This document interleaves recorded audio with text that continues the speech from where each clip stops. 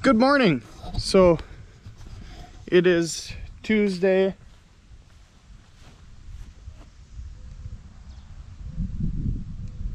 It's Tuesday, August 12th. Had to look at the traffic, you know. We are closing in pretty tight on wheat harvest, so we've got a pretty big day ahead of us. Today my plan, I don't have my Legend Seeds account manager is actually coming here. He wants to look at some of the crop, and then very shortly after, a hay customer is coming to try out some bales. Something, I think she wanted to try a couple, but they're not terribly far away, so I suppose it's not a big deal. And then my goal by the end of the day is to have my combine washed, waxed, and at least looked over, if not completely ready. There's not all that much to do to it. Had an inspection done, and some goofy stuff happened with the inspection paperwork, and they don't have it. So the service manager said, so you paid for an inspection, we went up there, we did an inspection, now you want the inspection paperwork. He said, we don't have it, so in my mind you never got an inspection. And I said, that sounds fine to me. And I said, what are you gonna do about it?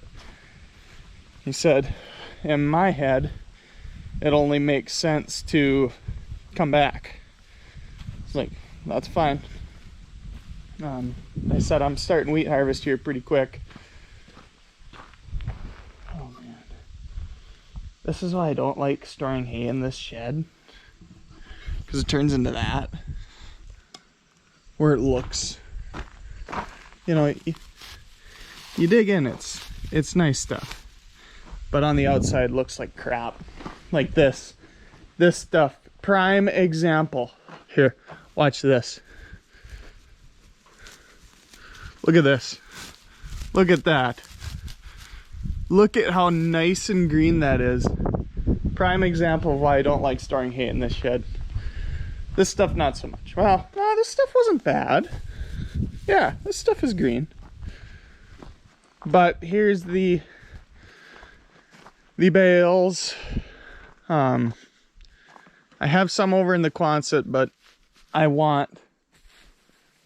God. Is that just humidity?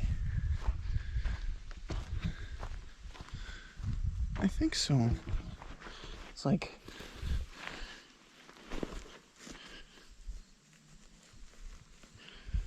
what in the world?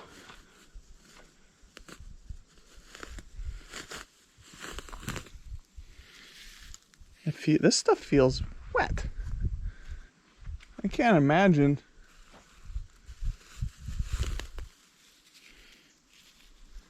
Huh.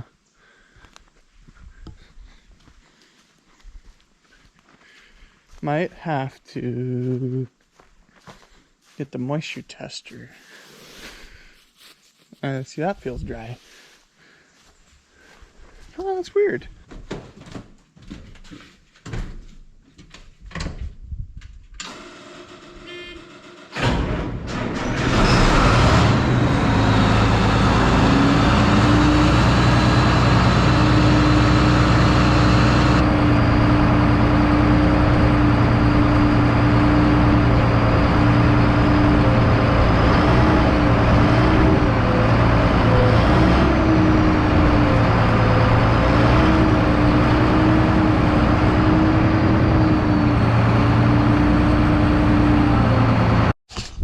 On a side note,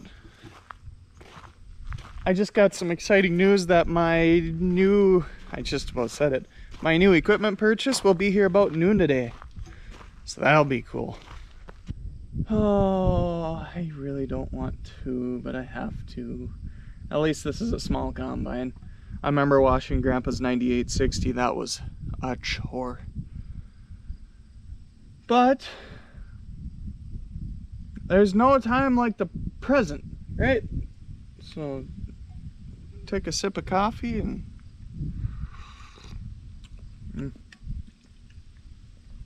Oh yeah. Chisel plug got a wash. Not by me, but by the weather. Well, I suppose I better get washing.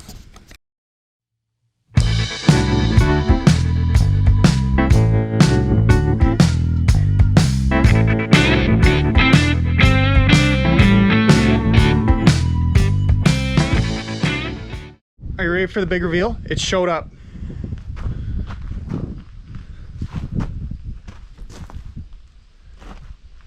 I bought an identical grain cart to what we had. I'm kidding. I'm just kidding. I'll actually show you. That's not what showed up. That's the same grain cart we've had for years. I think Grandpa bought it brand new back in like 1993. Thing's older than me. But my new piece of equipment did show up. And I may have made comments about it before about wanting one or thinking I need one, but evidently I decided I needed one. And the story behind it is kind of funny. I've got a good friend that works at Midwest Machinery, so I scour their website for used equipment quite often. Well, I was fighting something, and I said I need this specific piece of equipment, and looked at the website. They have one. I got a hold of him right away, and he said it's pending, or there's a hold on it. Shoot, why is there a hold on it? He said someone's coming to look at it. And he's okay. Waited. 48-hour hold expired, and then it went to sale pending. And he said, I'm sorry, we'll have to work on finding a different one, I guess. So I kind of kept pushing, and finally, like 3 or 4 days went by of sale pending, and he said, okay, something's up here. So he called me one day and said, I'll send you the financing paperwork, sign it, fill it out, it's yours if you want it. It's like, yes. So it's big enough that it's financed. But I was just, oh, yes. But here it is. This is my new to me John Deere 946 Moco mower conditioner. So this is a either 13 or 13 and a half foot cut. This is a 2013 model. It needs a tire.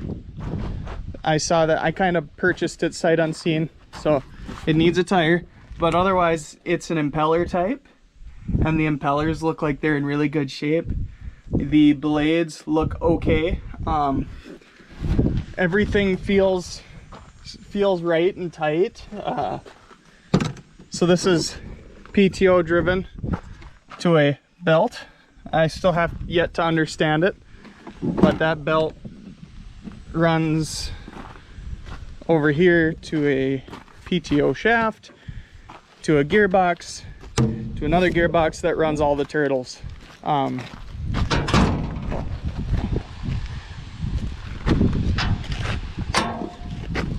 Oh God.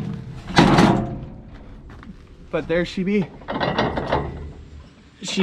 Everything under here looks like it's in really good shape. I'm really excited about this. So this is a disc mower for, I don't know if I recorded any hardly or not, but I was fighting my hay bind. I have a New Holland 499 sickle mower, and I fought that thing and fought it and fought it and fought it, and I could not win. So I gave up and I broke down and bought this. Looks like the blades have one good side left yet though, so that's nice. But to my knowledge, it's just a impact, drop the blade out, flip it around, I think. I'm not sure. I'd assume so. And it's ready to go. So this is a step in the right direction for my hay operation.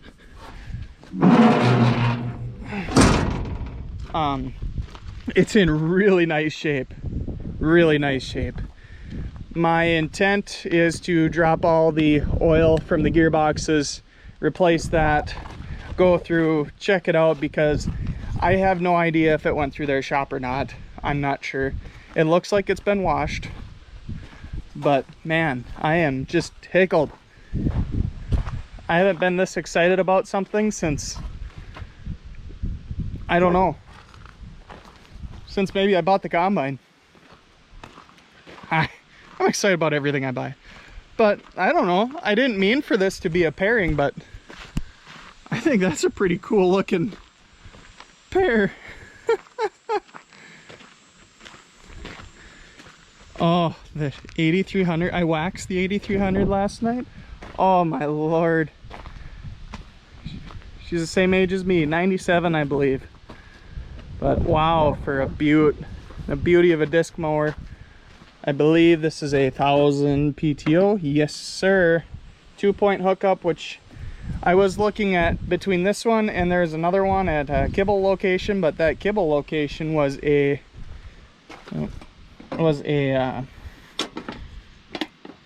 drawbar, and I'm not gonna lie, I have never seen one before.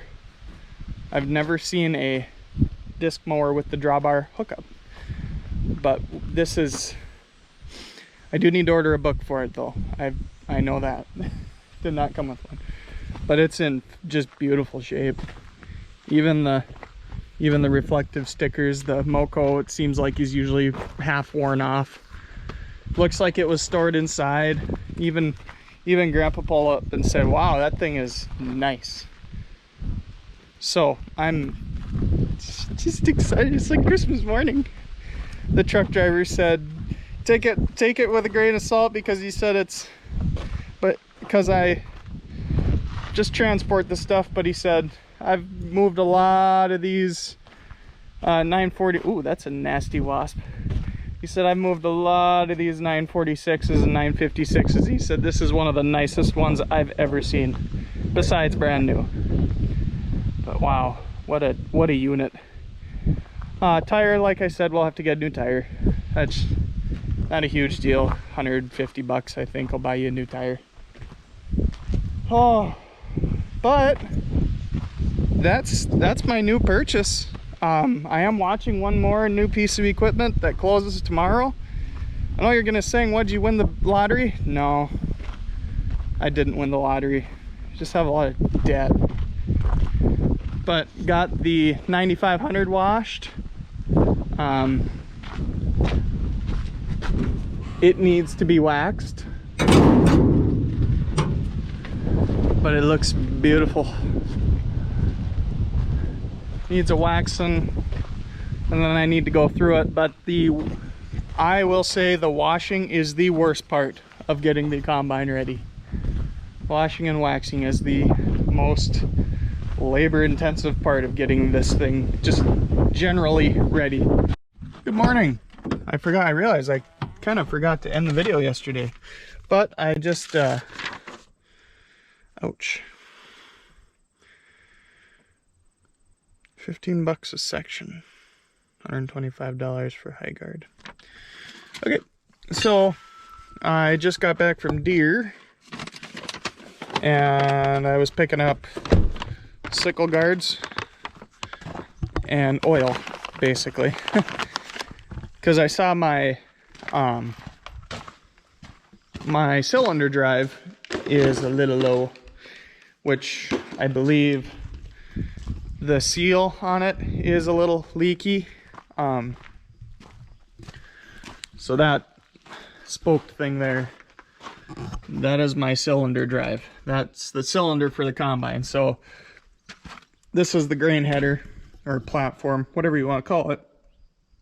We have, since we harvest wheat and soybeans, soybeans they pod really close to the ground, so we use what we call flex headers for soybeans.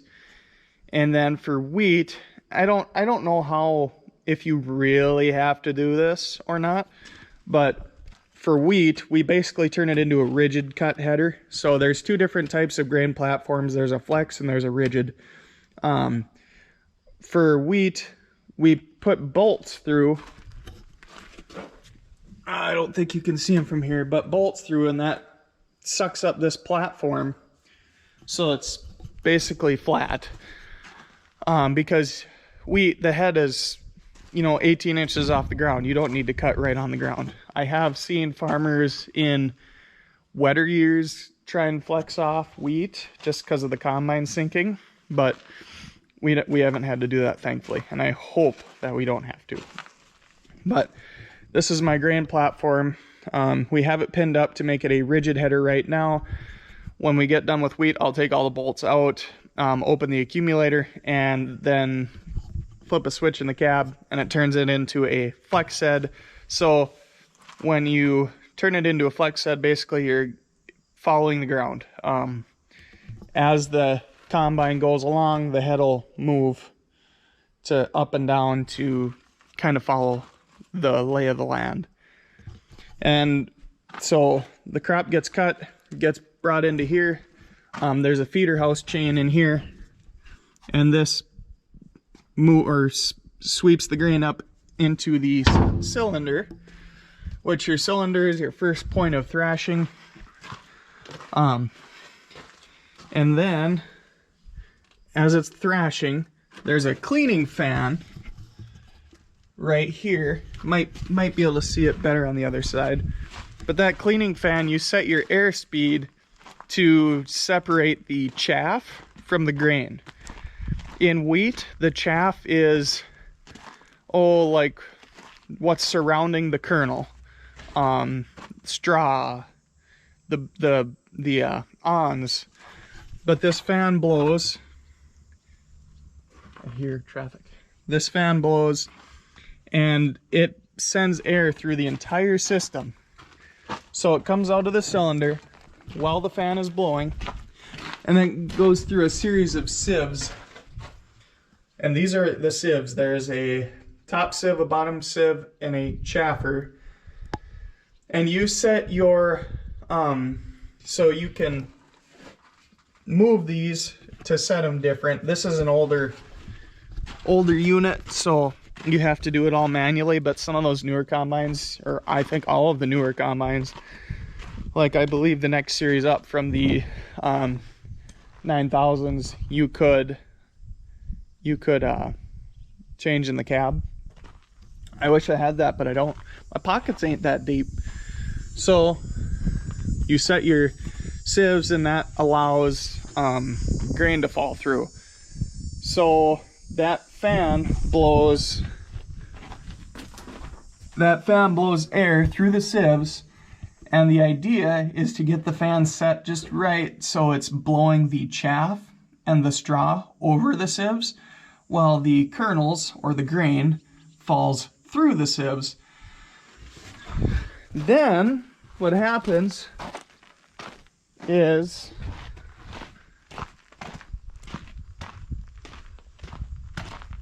it falls through the sieves.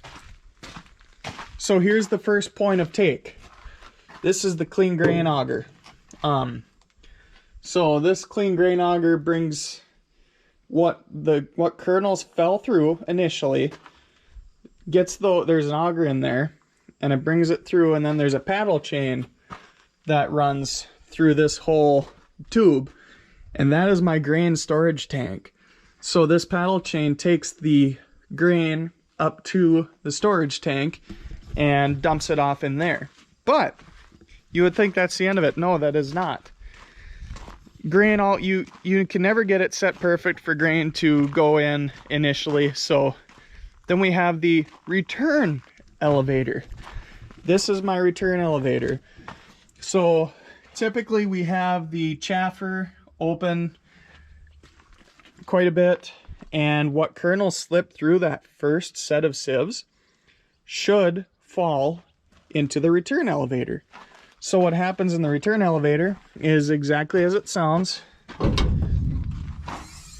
It goes up and it gets returned. There's a little auger up there, and it gets returned into the cylinder, and it sends it through again. And then whatever blows through is what your trash. So, and then depending on, this is your chopper. So you can either drop this and move it forward and you're dropping your straw, or you can leave it like it is now and you're chopping your straw and it's blowing it right out the back. We typically just chop straw because, well, this year I'm going to drop more straw than typical. Mainly because I need the money, or want the money. And I'm on a small square bale it. But typically we run with the chopper on to get the organic matter put back into the soil, because that organic matter, the straw, carries a certain level of fertility with it.